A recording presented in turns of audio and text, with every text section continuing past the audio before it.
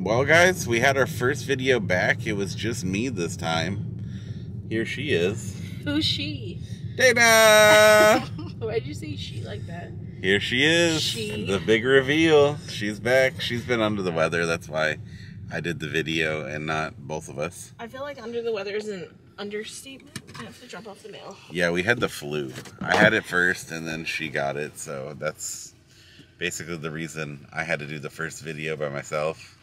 She was still feeling a little down and under the weather. So, yeah, we're on our way to church right now. I was going to say something about church. What were we going to say? I was going to say that it's kind of like, I think we've gone over this before, but maybe we haven't. It's like the tools that you need to weather the storm. I think even was the title of our video, wasn't it? There was a Weathering the Storm. What was that video about? I don't remember. I'd have to watch it again. But basically what I was thinking about is like how the cure for whatever you're going through is often right in front of your face, but we allow our own fear and stress and anxiety, and I'm talking about myself, to cloud the way that we don't access what we need. Okay. Does that make sense to you? So we're letting things mentally get in the way of the things we need to get done? Yeah. But I was also thinking, like, it's not my fault. Like, I was trying to be, I was being harsh on myself. Okay. This morning, and I was taking a shower, and I was like, dang, I let myself be anxious. I'm allowing this to happen. But I'm also like, I need to give myself grace because I am an anxious person. I think we all do. It's been a big theme lately in just life in general, Yeah. being anxious. And I think a lot of that, we're trying to fix it as we go, but I don't think that blaming yourself or getting angry or being like, oh my gosh, I can't believe I'm acting like this, or I'm being stressed, or gosh, wish I wasn't like that, is not the healthy attitude, especially because it's just a fact of life. Yeah, I don't think taking it as a negative, like, I was watching a video the other day, and the guy was saying there's always an opposite to everything you feel or, like, go through. Like, there's always an up, there's always a down, there's always a left, there's always a right. So to be happy all the time or to have positive feelings all the time is not a realistic and, like, something we should strive for, because that's not how things work. And I think I told you about that as far as, like, going to work and thinking, like, if only X is good, then I'll be fine. Or if blank is happy, then I'll be happy. Yeah. Or if this is good, then I'll be happy. But that's not necessarily the case. It really is about just handling the life situations as you face them. Sorry. I was also thinking about church in that, in one way, I'm like, oh, we're not the people that we should be telling people to go to church, or we shouldn't be telling anyone to go to church. But at the same time, I'm like, anybody should go to church who wants to, because it is for everyone and for every stage of life and feeling and attitude. Don't you think that? I think. Or do you have to be in a certain mindset to go to church? What is your thoughts about that? I think it's for anybody who's open to it. Yeah. You know what I mean? Like, if you're open to going for whatever reason, it can be something positive for you. If you don't want to be there and don't want any part of it, why, you know? But I've never gone to church and regretted it and been like, oh, I wish I didn't go. It also depends on where you go, because, yeah, I have gone and regretted it. Like, Really? not necessarily regretted going to church, but, like, regretted the choice I made and where I went. Oh. I really like the church that we go to. I mean, I wish we went more often. I feel like every time we go, the message feels like it was exactly written for me, and or there's a takeaway, and it reminds me a lot of, like, a good teaching lesson, not necessarily, and I think it is preaching, so I mean, it's dumb to say, I don't know, I feel dumb saying it like that, but I think that a lot of people maybe that are our age who don't go to church have a misconception about church or faith and think that it's very, I don't know, What do people think about church? What would you Honestly, think? a lot of people like my age or even younger, like they just don't understand it, And they think that or they think, or there's a like it's I don't want to like call everybody out because it's not everybody, but there's a large percentage of the Christian community who doesn't act like they're Christian. I would say they go into things with a hateful attitude, or they don't love people like they should, and it really puts a stain on like what we do as Christians, because just because somebody doesn't go into it with the same attitude as the next person doesn't mean that everybody is like that. So it's kind of hard when you don't find the right place or the right people that show what it should be about. Well, our plans have changed. We went to go to church, and for some reason they weren't here at the building. Those people are looking too. Did you see? For some reason it just wasn't at the building today. They are having church somewhere. They do have a sign on the door, but we're just going to end up going and doing something else, I guess, today then instead. You got anything to say about it? In a minute. She's looking everything up. So, I think I have something to say. Oh. So, on our way to church, we were talking about how the lesson of church always seems to resonate. And then we got there, and there's no church. We're here. We're home. So I was thinking about it, and I was like, another lesson, even though we didn't go to church. And my takeaway is you make plans and God laughs. Yeah, that is true. You think something is going to go one way, and then it doesn't. So it turns out that the church moved to a new facility, opened a church, whatever you want to call it, building, which is cool news for them. That means they're expanding. But we hadn't been to church in a while. Yeah, we hadn't been in a while. And so... mostly because we've been kind of sick on and off. And just been so life, busy. Yeah. And so, again, it's one of those things where you think that you're planning for something. You think that something is going to go a certain way. And then, boom, that's not reality. That's not how things are going to go. So I just thought that was interesting. Yeah. Whenever you plan, things go awry. So... like I said, I'll film part of me making the stuff. Give us just a few minutes. We'll get nice and ready for the food. All right, we had some frozen beans. We're getting those ready. Shout out to my mom. Shout out to Dana's mom. What do you think? She's probably not even going to watch this because last time I think she said she didn't watch it. She didn't watch last time? I don't think she did. Did you send her this video? No. Your newest one? Oh, yeah, I did. I sent her the newest one. What'd she say? She didn't say anything. See? So who knows if she's watching. So yeah, we got beans. We got this. Normally I make guac, but I was lazy. Sopas. Yeah, normally we make the guac. Okay. How much onion do we need? Like a quarter. Like a quarter? Okay. Aaron said that he wants to do the cooking today. So it is going to be pretty easy for him to follow directions, I think. I really want to start cooking more because she likes to say that I don't cook enough. I don't like to say it. It's reality. Which is true.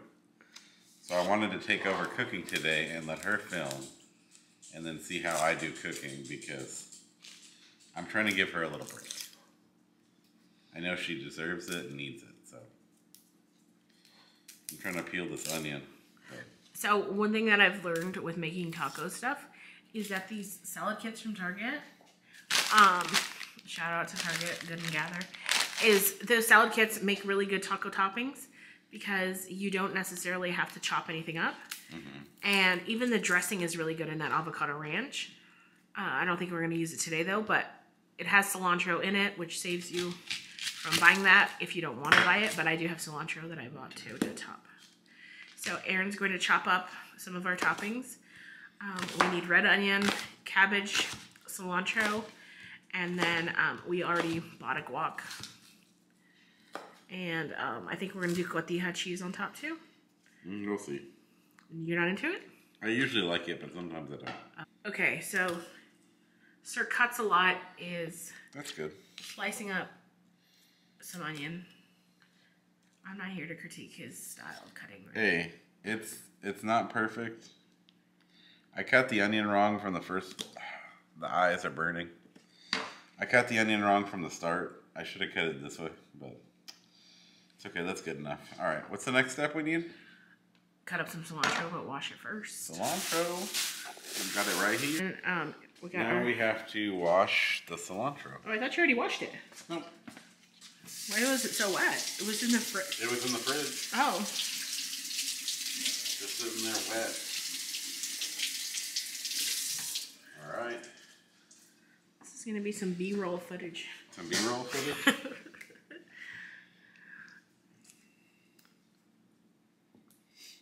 It's. I like cilantro. I used to not like it as a child. Do you know how to cut it? I don't. Roll it up so that it's like a bunch. Like this? I would take the stems off. You can eat the stems, but why? Like that? Bunch it up. That other one too. You have a little pile right there. Okay, bunch it up. You can use that. You don't have to throw it away. Oh. Okay. Yeah, like that. And just chop it up. Yeah, chopping it up. Chopping it up. There we go. Here we go.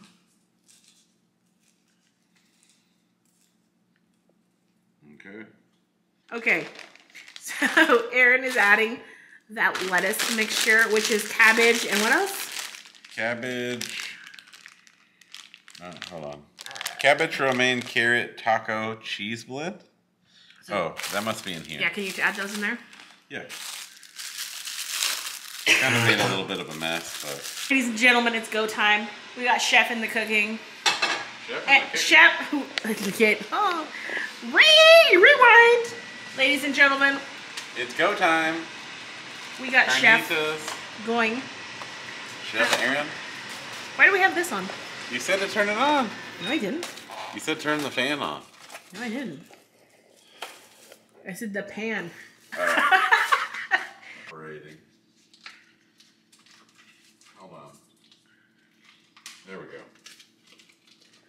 I think he told me that at work people call him Arby's because he's got the meats. Pull that meat out. You're gonna make a mess. No, I'm not. Okay. Look. It's perfect. Oh, scared me.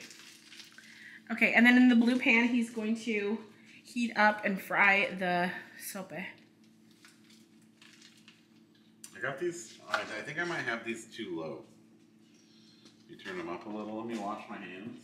Okay. So, Aaron, talk to us about what you're doing. Getting the sopas and putting them in the pan. Do you know what you're doing? Oh, I guess it wasn't hot enough. I told you. Oh, it's bubbling. It's bubbling, but this isn't frying. Well, it's not going to fry like an extreme. Oh. What do you want it to do? It's probably fine, though. I would say just do to it, yeah.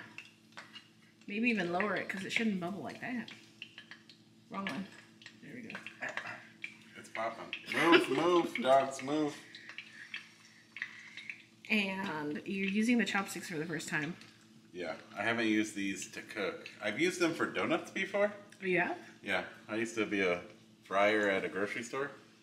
So I have used these for, they were bigger, but they were for donuts and I'd have to flip them. It's kind of cool. And the special ingredient, Coca-Cola. How much should I put in? Just a little bit? Yeah, like 2 tablespoons. Whoa. That's probably good. Like a science experiment, huh? Yep, and just kind of stir that around a little bit. Yeah. Get the Coke in there. Give it a little, oh look, it's starting to get a little Crispy. seared and crisp. Let's see you flip the sopes. To see you using those little sticks. Okay, hold on, give me a second. Stirring the meat. Alright. Can you flip? They're finally starting to cook right. Ooh, those are good. You hear that? It's starting to get crispy. This is the second hack Dana came up with or thought about. Getting that like store-bought carnitas to taste a little bit more homemade. Add a little squeeze of orange There you go. That's enough. Not too much. And as it's frying, it's just going to get in there and be really good. Ooh. We have our first batch of sopes. Uh-oh, I lost a little bit of meat. Uh-oh. Meat overboard? Meat overboard. Talk to us about what you did with the sopes, Aaron. Honestly, I just kind of took it. Got a little bit of oil in the middle to kind of cook the middle a little better. And then right now I'm going to flip them. I think they're about ready to be flipped and get that other side kind of going crispy. Let's see. The hard part is flipping these because they're not rounded on any edge. They're flat on the bottom. Oh, it looks like it got nice and crispy. It did get pretty crispy, yeah. So the hardest part about flipping these when they're on the other side is they're so flat on the bottom, it's hard to get the stick under there. Like you almost need something flat. Sticks? Something flat to kind of pry it up. Like a spatula? Yeah, a spatula would work better. All right. Okay. Aaron is going to plate a sopa, which he thinks he's had before. I'm pretty sure I've had one. So you just basically, it's like a tostada. Add some beans and then the meat on top. There we go. Movie. And then come over here to our topping bar. We have the slaw mix. We have cilantro, onion, crema, Mexican We're one. going for slaw mix next. Yeah. She's a messy girl. There we go. Get some guac. Oops. Oh my gosh. Dang it. What is he's making a mess? Dang it. Making a mess over here. I think mine's going to be really pretty compared to yours. Mine was just definitely thrown together. All right. Cilantro, crema and cheese. Crema and cheese. I don't really want a lot of crema. Oh.